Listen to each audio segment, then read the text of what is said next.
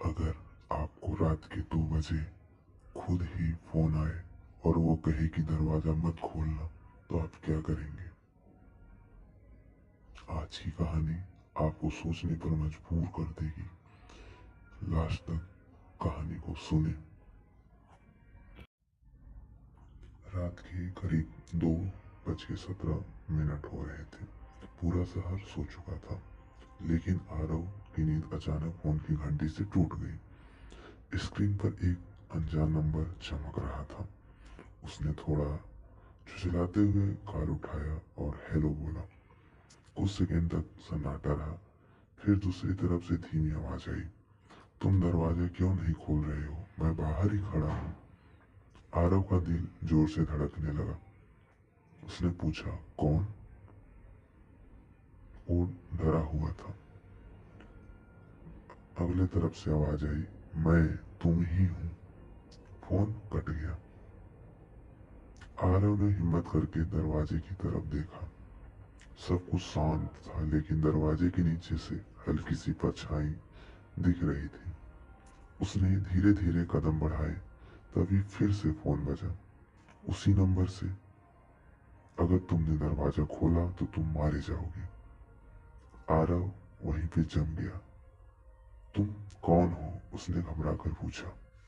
मैं तुम्हारा फ्यूचर हूँ, और जो बाहर खड़ा है वो तुम्हारी मौत है। आरव का दिमाग घूमने लगा। एक तरफ दरवाजे के बाहर कोई खड़ा था, तो दूसरी तरफ फोन पर कोई उसे बचाने की कोशिश कर रहा था। सुनो, फोन वाली आवाज बोली, 3 मिनट में वो दरवाजा तोड़ देगा, और अगर तुमने अभी घर से बाहर नहीं निकला तो सब खत्म। लेकिन बाहर कौन है? आरव चिल्लाया। वो तुम हो, लेकिन वो वर्जन जिसने गलती की थी। अब घड़ी में 2:19 हो चुके थे। दरवाजे पर धीरे धीरे खटखट शुरू हुई। ठक ठक ठक। आरव, दरवाजा खोलो। बाहर से बिल्कुल उसी ही आवाज आ रही थी।